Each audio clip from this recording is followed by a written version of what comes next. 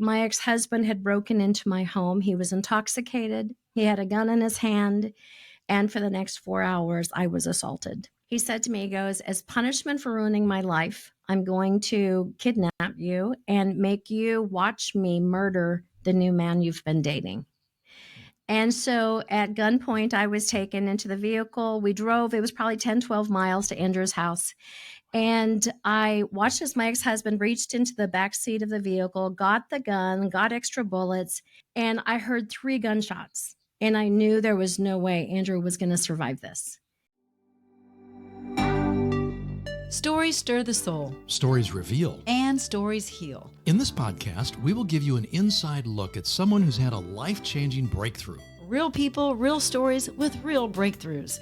As a health and wellness expert and coach, and Todd as a men's mentor, we've seen firsthand what God can do when it comes to a breakthrough. So lean in, listen well. This could be your biggest breakthrough.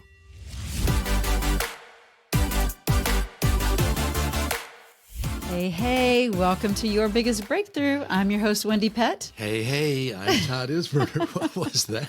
I don't know. Hey. It's like Fat Albert. Oh, my goodness. Going way back. Okay. Going way back. So hey, we like to have fun here. Do you like to have fun? Yeah, we need to have fun every now and then because, this is going to be a very serious topic that we're going to enter into. So we need to make it a little bit light. Okay, but it's very freeing also. Yes, it is. And it is. Talk about that in just a moment. But first, let's do a commercial. A commercial. Okay, here's a commercial break. Commercial is, have you received our Unstoppable ebook and audio book called Unstoppable yet? If you have not, go to yourbiggestbreakthrough.com. It's divine intervention in overcoming adversity. So make sure you get it. It's free. There's 6 mind-blowing stories. That's what it says on our website. I know, I'm reading it. Mind-blowing breakthroughs, actually. But there's going to be a mind-blowing breakthrough story for you if you stay tuned here today. Oh, yes. Okay? Oh, yes. So we want you to please just take a moment and just subscribe or like. Give a rating and a review because that will bump our podcast. Honestly, so it others doesn't can hear take it much time. to It the really top. doesn't. I do this for friends because they threaten me if I don't. So, are you going to threaten them? Not at all. No. Just asking you because we really feel that some of these stories can be so impactful for so many others. They are impactful. Thank you for doing that. So more can hear. Now, so yes, on with the show. Yeah, today's episode is going to speak directly to your heart, especially if you've ever walked through any kind of trauma, or if you've felt broken, or if you'd wondered if your story, could ever be redeemed, and is it ever going to make any sense? Yeah. Today, our guest, Kimberly Haar, is a licensed therapist. She's an author. She's a speaker, and she has spent nearly 2 decades helping people move from pain to purpose. But what makes her message so powerful isn't just her training. It's the fact that she's actually lived this herself. And you're going to hear all about this. Yeah, she's going to share trauma she's survived. Yes, sorry. She's going to share her own story today. Wow. There was deep trauma, and she had to make choices all along the way. And we believe the choices that she made are the choices that at times confront you and that you're going to be also asked to make. So pay close attention to this. No matter how bad the situation, God can bring beauty from it. And I promise you stay tuned because this story will keep you on the edge of your seat. Well, welcome to Your Biggest Breakthrough, Kimberly Haar. We are delighted to have you with us today. Thank you so much for inviting me. And if you're watching on YouTube, she has got the best smile. So if you're feeling down today, just hop on, take a look. That smile will cheer you up. Yes. Kimberly, you have just like a story that's almost beyond words. It's a movie. It's a movie. It is. It definitely is. And so we're going to jump right into it. There was this horrible, unbelievably traumatic, unexpected night where everything seemed to shift in your life. But before you take us back to that place, just give us a little background on what were the events leading up to that in your life? All right. Well, in 2013, I had been married 23 years. And during that time, my ex-husband had patterns of infidelity, and we had 4 children. And so I made the decision to stay in my marriage because I didn't want our kids to be go from home to home. But in 2013, I discovered he'd been in an affair. And at that point, I decided I could no longer stay in my marriage. I just got to stop you for a minute because because you guys were all going to church, you were a Christian family, and it looked like everything was, sort of rock solid. And That's then right. things are shaking underneath you. What was your reaction to that? Like, this shouldn't happen to a nice Christian family. I was very serious when I took my vows, and I was like, I would believe God and ask him to restore my marriage, and we would have good times. There were good years in there. But again, like I said, there was a pattern of infidelity, whether it was a one night stand, whether it was, and I learned about that after we had children. And so once you have children, it's all of a sudden the way you make decisions is a whole lot different. And so when I discovered the actual affair, though, I knew that I couldn't do it anymore. And I decided to file for divorce, which was probably the hardest decision I've ever made. I filed for divorce, but our youngest children were still in high school. They were 15 years old. And so I made the decision for 4 years until they were out of high school. I was just going to be mom. I wasn't Wow. going to date. I was going to take those 4 years to heal because there was even that, going through a divorce was trauma. Sure. And so for 4 years, I was mom. I'm sorry. That right there is just wisdom and not being selfish at all in the situation and really putting others before you. Like you just made the choice, and that's a hard choice to make because you had to set aside any of your desires, hopes, dreams, because you were committed to raising those kids. And yet you understood, I said you put others before you, but yet you're also putting you there too, because you knew the healing that needed to occur. Yeah. That's right. Not many people do that. That's right. Example. Yeah. So after my kids got, they were launching into college, it had been 4 years. And I woke up in 2017 and I just heard this stirring inside me that said, this is the year you're going to be married again. Wow. And I really think I heard the words buckle your seatbelt. And at that time, I thought, well, that just means it's going to go fast. And so I was 50 years old. And let me say, in those 4 years, my ex-husband and I, we had a friendly divorce. We often got together, talked about our children. There was not animosity. And I had told him when I divorced, I said, in these 4 years, get your life in order, figure out what's going on, get your life right with the Lord, do these other things. And in 4 years, there may be a chance we can reconcile. I don't know. Because I did love my ex-husband. And so the 4 years came and went, the changes had not been made. And so at 50 years old, I decided, how do I meet somebody? Because at 50 years old, at 50, I tried some of the church dating, the church singles groups. No, the church singles groups at church. But oh my goodness, they were honestly kind of pathetic. It was like, maybe 10 women my age and one gentleman. And I have heard that. It was sad. It was a skit destined for Saturday Night Live. I think that's lots of opportunities. And so I was raised in Canada at a fishing camp. Every summer I would go to a fishing, my parents had a fishing camp, and I learned about fishing. And I learned that if you put one line in the water, you've got a good chance at catching a fish. But if you put 5 lines in the water, you have a better chance at catching a fish. So at 50 years old, I decided to join 5 dating sites. And I decided I was going to go online. I was going to meet somebody, and I was all in. And I did it for about 4 months in 2017. I had 13 first dates and decided this just wasn't for me either. And I decided to have one last first date. It was my 14th first date. And I met a gentleman at a diner for breakfast. I don't think he wanted to spend too much money until he knew that this was going to go somewhere. And so it was April Fool's Day, but both of us knew almost immediately that we just knew we were made for each other. We knew this was no joke. And so for the next month, we saw each other almost every day, almost, before work or after work, or I'd go, have supper at his home or he'd come to mine. And 2 weeks into it, I giggled because he looked at me and he said, I've asked Google how long I need to know somebody before I know I'm in love. Oh. And he's an engineer. And that is definitely, that's the engineer brain that wants the data, statistics, very logical. And so anyways, he told me, he goes, I want to marry you. And so we knew that's where we were going. And neither one of us, I had dated one person in 27 years, and that was my ex-husband. He was an engineer. Neither one of us were ones that were going to jump into something, but we both knew this was right. And so Wow. 4 weeks after we had been dating, my ex-husband called me and he asked me to go to his home and talk to him about our children.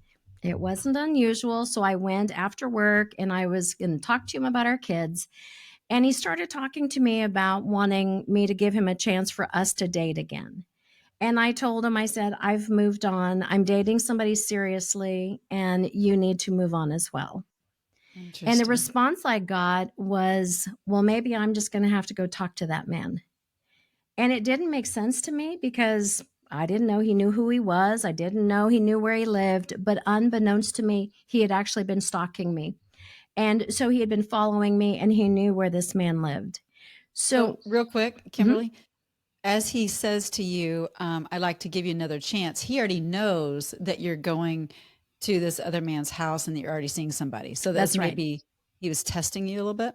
I don't know. It was, Or yeah, I do know right, that right. he was aware, obviously, He's that I aware. was seeing somebody. And Yeah. so when I left my ex-husband's home, I was frustrated and I was like, okay, you just need to move on. I called this man, his name was Andrew. I called him and I said, can I stop by your home on my way home? Because honestly, I was afraid my ex-husband was going to scare him away. And I'm like, no, no, no, no. This is the man I want to marry. and Yes. and so I stopped by and I said, I'm so sorry, but my ex-husband says he's going to come talk to you. I said, he might show up at your work. He may start a rumor. He may make, just a jerk of himself. I said, I'm so sorry. And I said, but Andrew, would you fight for me? And Andrew looked down at me and he said, well, of course I would. And he goes, you're worth it. Hmm. And little did I know that within 24 hours, not only would he be fighting for me, he'd be fighting for his life. Because Wow. that night I went home, probably I left about 9:30. It was about 11 o'clock at night. I was going to bed. And again, I felt a stirring inside me that said, get up and lock your bedroom door. I was not scared. I didn't, I didn't question it. I had often locked I always locked my house door, but I usually didn't lock my bedroom door. But that night I got up, locked my bedroom door, and I went to sleep. And at 2:30 in the morning, I woke up to my bedroom door crashing down off the hinges. And my ex-husband had broken into my home. He was intoxicated. He had a gun in his hand.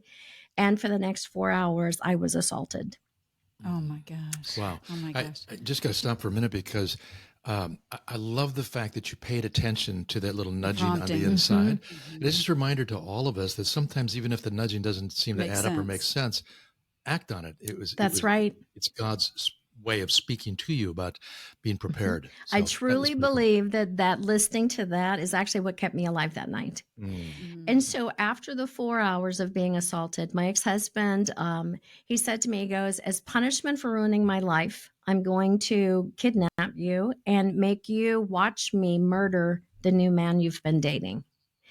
And so at gunpoint, I was taken into the vehicle. We drove, it was probably 10, 12 miles to Andrew's house.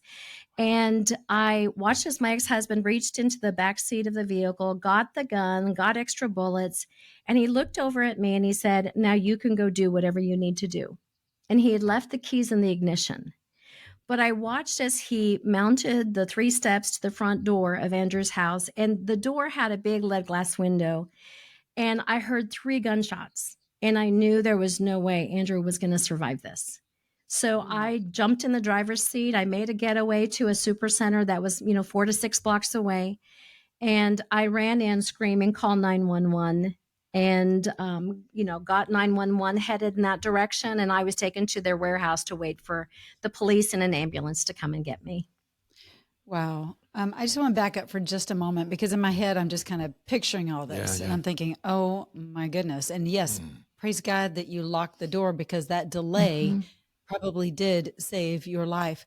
Did, did you fight at all as he kidnapped you? And I mean, I just don't know how that all played out. Sure. There was, when in the assault, there was a time when, I actually grabbed a hold of the gun and I hit him with the gun, but very quickly I was overpowered. And so, my face was bloodied, from the hits on the head. And but no, when he kidnapped me, I didn't fight, because I knew, if I fought, I knew I was going to make it worse. And so I really told myself during that time, and I really believe the Lord gave me a gift of calm, because when he first broke into my bedroom, the first words he spoke to me was, he told me he had killed my mother and father. Now, he had not. They had not been killed, but I didn't know that. And so in that moment, I told myself, I said, okay, if that's true, you can grieve it later. So put it on a shelf. I said, you've got to pay attention to every word that's being spoken. Keep yourself alive. And I remember praying and saying, Lord, keep me alive, because my kids are going to need me. And so when he did kidnap me, I was okay. I'm doing what he's saying. I was at gunpoint. But the whole time I was thinking, I was trying to stay one step ahead of, okay, what am I going to do? Sure. Okay. I'm taken aback by the fact that you were able to stay, relatively calm in the midst of this incredible chaos. But it reminds me too that, that God, the Holy Spirit, has the ability to overtake for us what we know we cannot do on our own. That's right. Just an encouragement to our listeners, when, be completely, totally aware that God is able to prepare you and to carry you through something that is just horribly traumatic. Well, take us back now. You're in a super center. You're screaming, call 911. You've heard 3 shots. You have no idea what happened. What happened next? All right. So I was in the warehouse of the super center, and a policeman came to get me, and he said, ma'am, we've got an ambulance waiting for you. And as he escorted me out of the super center, I told him, I said, I need to go into that vehicle and I need to get my cell phone, because I need to call my family, let them know what happened. I didn't want them to see it on the news, and I wanted to let them know I'm okay, but come meet me at the hospital. And when I went and opened up the passenger door of the vehicle, my ex-husband had walked the 4 to 6 blocks, and he was sitting behind the steering wheel, and he had a gun pointed at me. Oh, wow. And so, how did he know you were there? Wow. Well, he saw the vehicle. I don't know that he was walking there specifically. I think he was just walking away from the scene of the crime. And I think he just happened to see the vehicle. Unreal. And I had left it unlocked, in my panic. And Sure. And let me say, even though I had a gift of calm, it doesn't mean I didn't have fear, because I did. I was afraid. I didn't know if I would live or die. But when that happened, I dropped to the ground, and within seconds, I had a human shield of police officers around me, and I was, escorted back behind a pillar for safety, and my ex-husband was apprehended.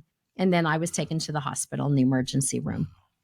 Wow. And as far as wounds that you endured, not just emotionally, but physically, were there many? Or well, I think most of them. I mean, I had bruising. I had bruising on my body. My head had some injuries. I had to have it, attended to. They X-rayed to make sure there were no broken bones in my face. There was the emotional. Your ex-husband, and so your ex-husband was apprehended, and is he incarcerated? He is today. He is. Okay. He was sent to prison for a very long time. And in the middle of that, I went to the emergency room, but I still didn't know what had happened to Andrew. I was going to say, your mind must be racing, thinking with he's questions gone. like where's Andrew and what's happened, and is he dead? And, and is he alive? All of that. Is he alive or is he dead? I was honestly, I think I was more upset about the fact that I knew Andrew had been hurt, maybe dead, and I was more upset about the fact that I knew this was the man I was supposed to marry. And so while I was in the emergency room, I had met, Andrew has 3 adult children, and I had met one of them. And one of his children, his son, called my cell phone, and my adult daughter answered my phone for me. And he said, we wish your mom well.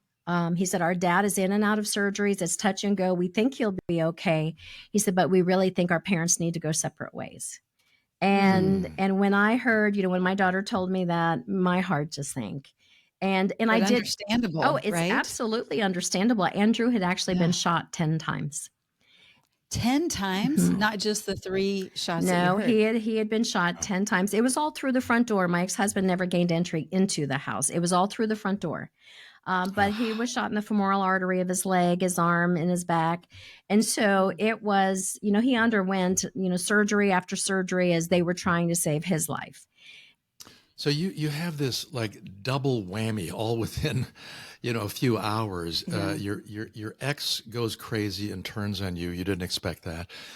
You're assaulted for 4 hours. You escape. Then you're captured by him again, thinking maybe this is the end. Then the police intervene. Then you're at the hospital. Then you find out about Andrew. Mhm. And the second crash happens when, his children say it's probably best you guys stay apart. You're in love with this man. I can't imagine, like, how are you even beginning to process all of that within this incredibly short period of time? I mean, as a licensed therapist, you've got the resources and the tools, but my goodness. I was numb. Yeah. When something traumatic and painful happens, I think God made our bodies to do this on purpose to protect us. And so it felt like this was all a bad dream I was going to wake up from. And there was no processing, as far as that goes. I didn't know what was going to happen. And at that time, my goal was to let's get me out of this emergency room. Let's get me home. I went to my mom and dad's house for a couple of nights. But then I went to stay in my uncle and aunt's house, who they were going to Canada for the summer. And they just gifted me their home. And they said, you know what? You make our home your home for the summer. And when they were giving me the tour of their house, I saw their backyard. They had a beautiful big pergola in the backyard with swings and a big cement floor. And something just told me, I didn't know how I was going to heal, but it was almost like, when the Bible talks about Moses took off his sandals when he saw the burning bush and he said it was holy ground. I just knew that this was going to be holy ground. And I knew that this is where I was going to meet Jesus. I was going to begin my healing. And that's where every morning for the next 6 weeks, 8 weeks, I would lay prostrate on that cement floor. And in the beginning, it was just weeping. My first prayer to the Lord, that second or third morning, my first prayer was, Lord, I don't have words. I am so empty. I'm so empty. I am broken. But I knew there was a scripture in Zephaniah that said God sings over us. And my prayer was, Lord, would you sing and breathe life back into my body? And that was the beginning of the healing. Wow, beautiful. Were you ever in a moment of having any kind of anger towards God? I had, again, I had every emotion under the sun. Now, I asked Jesus in my heart when I was 5 years old, and I have walked with the Lord my entire life. And, in other times that have been hard, I've known he's my shelter, he's my foundation. And so there was a conflicting, I was angry and I felt abandoned because there was the questions of, God, why didn't you stop this? Why did you allow this to happen? And all those normal but whys, but why? So I was frustrated and I was angry and I felt abandoned. Yet at the same time, I ran to the Lord because I knew the only way for me to really heal was to run to the arms of the Lord. Yes, I feel like drop the mic on that, because I think so often people turn away because of all those emotions, and the questions come up of, why do bad things happen to good people, God? If you're a great God, why did this happen to me? And so I'm sure that question maybe even came about for you, but you ran to the Lord for that answer. So let's talk about when you were in the presence of the Lord and you were going through that experience of healing, and just walk us through that season. Well, and let me back up for a minute and say, after I had been assaulted for those 4 hours, I recognized I was laying on my bed, and all of a sudden I recognized that there was a presence in the room that felt very familiar. And it was a sad presence. But yet it was a calming presence. And I knew that I just knew it was the Lord. And I felt, it was almost like I felt the hands reaching out and just holding mine saying, I'm here. And I knew in that moment, fear in that moment left me of dying, because I thought if I died, I would not have died alone. And it reminds me of a picture of when my kids were little. I have 4 children. And when I took my middle daughter to kindergarten, she had to get her immunizations, and I took her to go get immunizations. And she looked up at me with big crocodile tears, like, Mom, why are you letting them hurt me? Why are you letting this happen? And I looked down at her and I grabbed her hand and I said, look into my eyes. I am right here. I am not going anywhere. And it was like that's what it was with the Lord. It was like he was saying, look into my eyes, hold my hand. I am not going Sweet. anywhere. And I don't understand, none of us really do, why God doesn't remove all this pain from us, but he never removes his presence. And so That's right. even there, I felt his presence in those moments. It doesn't mean I wasn't afraid, doesn't mean I didn't get angry, didn't mean, all those emotions were happening. But when I was at the pergola, the beautiful part is God welcomed me in my anger and pain and questions. And in the beginning, I would tell the Lord, okay, I trust you, Lord. But then I would say, but this is what you need to do, when you need to do it, how you need to do it. And then That's so human and of then I us, told right? the Lord, and it would make a great testimony. and I think I unknowingly I rewrote the scripture in Jeremiah that says, I know the plans I have for you, says the Lord. Well, Yeah. I made it Yeah. the Kim James version. And my version said, I know the plans I have for me, the way I want to prosper with no discomfort, get everything I want. And so I had to, I really got real with the Lord, and I said, I'm afraid to trust you. I don't want to trust you. I'm afraid to trust you because what if you don't give me what I want? And I got to the place where I said, Lord, I'm going to choose to trust you. Now, I had to say that probably 100 times a day. Lord, I'm going to choose to trust you. And then I'd try to take it back, and I'd call my friends and say, get me on every prayer chain. And I'm like, pray that Andrew has a Kim-shaped hole in his heart, and during that time, Kim, yeah, go ahead. well, I was just going to say, because you're in the midst of wanting to go through healing. I mean, the Lord meets you in the hospital room and then continues this process of making sure you know that he's present with you and he's here to help you. He's certainly big enough to handle any of those questions that you had, and even your misinterpretation of Jeremiah 9. But there must have been times when during this whole process, you had to battle against feeling like a victim. Like, why me? Like, I've been a pretty good girl and, raising my kids, doing it right. So how did you get through this not being a victim? Yes. When you say it's like I've been a good girl, I told the Lord, hey, I have been on the praise and worship team. I volunteer in the church nursery. I'm a tither. I love you. It's like, okay, God, I'm keeping my part. It's like, you're not keeping yours. And obviously that's not the way God works. But being a victim is, there's a story in the Bible of Naomi, a woman named Naomi. And she and her husband live in Bethlehem, and they've got 2 sons, and they leave to another foreign land, and they raise their sons, who then get married. But over time, the sons and the husband die. And Naomi and one of her daughter-in-laws go back to Bethlehem.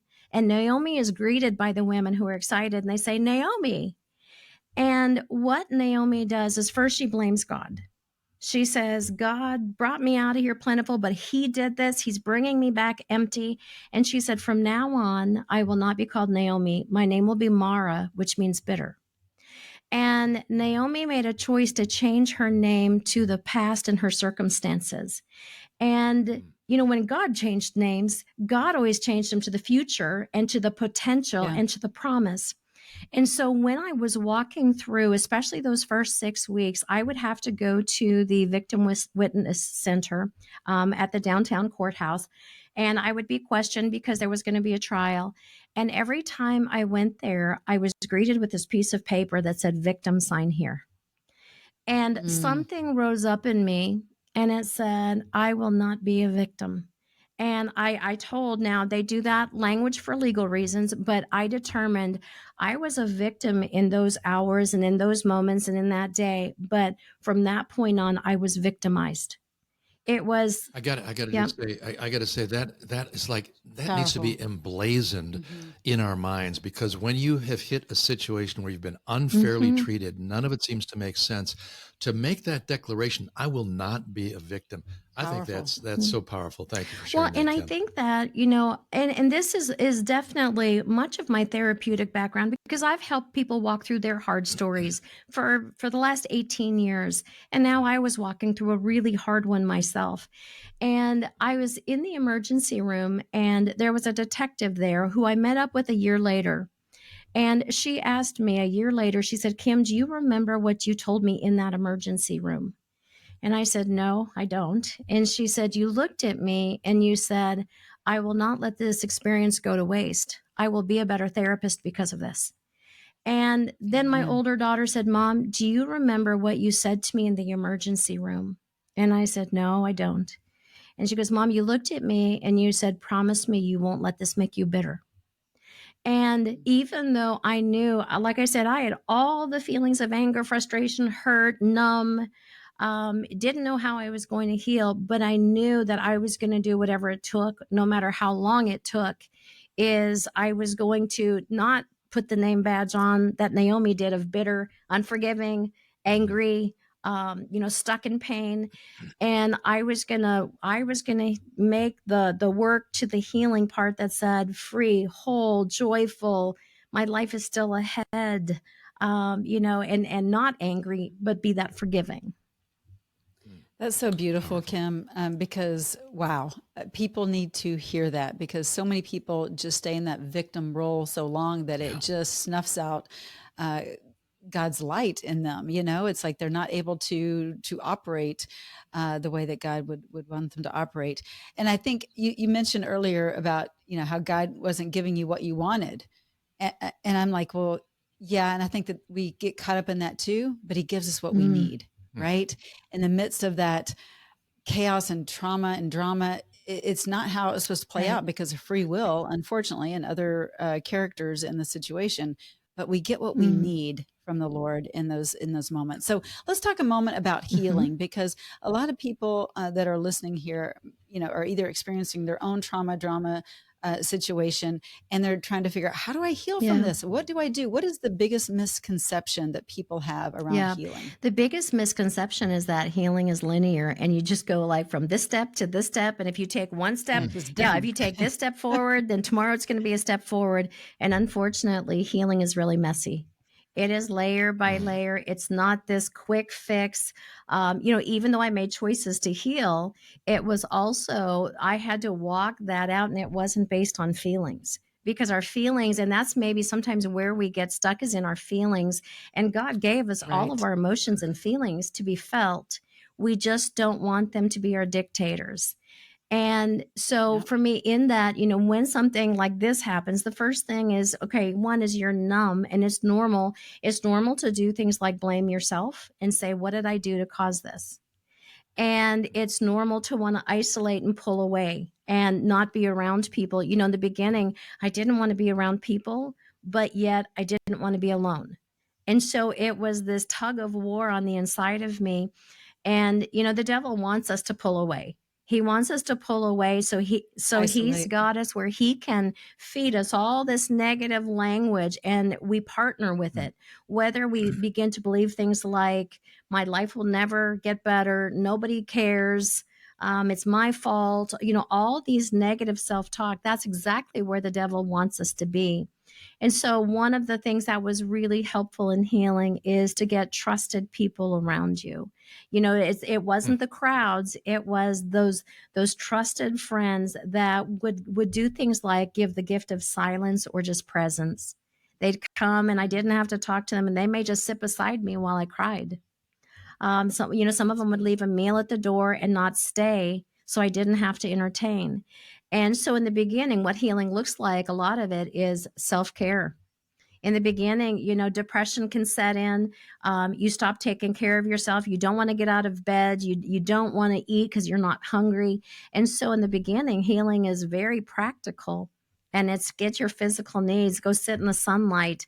Yes. Come Oh on, talk man! my Oh language. man! Go, go. First of all, you Yes. have any idea how you're rubbing the wrong way of the Type A personalities right now? It's like, I need this fixed now. So, but you're saying the Yeah. opposite. You cannot rush Yeah. through this. No, that's great. But I love that you're putting self-care there, Mhm. because that is the first point of Yeah. action. And then it Yeah. starts to snowball Yeah. from there. So Yeah. I'm proud of you. I know that's weird to say that, but I'm proud of you for doing Yeah. that It's a great model. self-care. Well, Yeah, it's a great model. And for your kids then too. it's also important to watch what we put in. Watch what we're putting into our hearts, our minds. What are we listening to? Who are we around? We can get around people that want to really fuel the fire of how unfair or unjust, and that can keep you stuck. Because nobody would have blamed me if I stayed in that victim mentality, or if I stayed there, because something horrible happened. But what you need people that are going to actually help you move forward. And so music was a huge part of healing. What I listened to when I didn't have words to pray, when I was angry, I put on praise and worship music, and I let those become my prayer. And it was almost like a gas Wash tank. over As you. I listened to them, it began to fill me, and it began to fill me. And I began to hear, God's promises. And so it changed from being what I feel to what I know, and partnering with what God said. Then there was the really confronting my own. I had to do a lot of forgiving.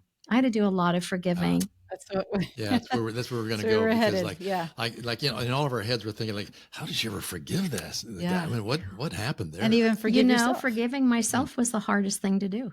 I was the hardest one to forgive, because though I had not done anything to deserve it, done anything wrong, trauma, hard things, pain, we begin to say, what did I do to cause this? Even going back to when I got divorced, I had to forgive myself, though I didn't do something wrong. I had to confront that I wasn't a failure. I hadn't let my children down. It didn't mean I was a lousy therapist with marriage and family therapy. I mean, the lies that kept coming to me. And so I had to work through forgiving myself. I had to work through forgiving other Christian friends that meant well, but had given me really bad advice, and that would say things like, stay, God'll heal. And yes, God heals, God redeems, God restores, but you've got to have two people that are willing to do the hard work, and it's got to be healthy. I want us to pause there for just a moment, if you don't mind, Kimberly, because Christian friends, we think we're going to get the right counsel, possibly because they're Christian friends, but we all have emotions around different things that are going on. And so for you to say that right there, I think is so powerful. And, we need to go to our number one Christian friend, right? That's Jesus. right. I felt such condemnation. And so I stayed way longer than I should have stayed. But I didn't want to let God down. And that's what these people would tell me. This is what I began to tell myself. And so I had to forgive. I had to forgive well-meaning, because it wasn't that they were trying to hurt me or give me bad advice. It was ignorance. And that's where I say it's really important to, surround yourself with wise, trusted people, whether that is your pastor, whether it's trusted friends, whether it's a licensed Christian counselor. It's so important to get wise counsel, because you're grasping for anything because you feel so out of control. And then the one of the hardest, I got to forgive my ex-husband. And, that actually goes back to the day of the assault, because after I had been assaulted, my face was unrecognizable. My ex-husband looked down at me. The intoxication was wearing off. And he looked at me and he said, "Tell me the truth. I've gone too far. You could never forgive me." And because I had forgiven so many times in our marriage for indiscretions and things that were betrayals, but he was like, "You could never forgive me." And in that moment, I paused, because I didn't want to just placate. I didn't want to just, throw something out there. But I looked at him, and these would be the last words I ever spoke to my ex-husband. I looked at him, I called him by name, and I said, "I want you to know, yes, you've gone too far. There's no going back." I said, "But this day I will forgive you." I said, "I will forgive you." And That is Jesus right there. it was absolutely, because I didn't feel it. I was so angry. I was numb. I wanted him punished. But that night, as I was going to bed with all those other feelings, I went against my feelings. I prayed for my ex-husband.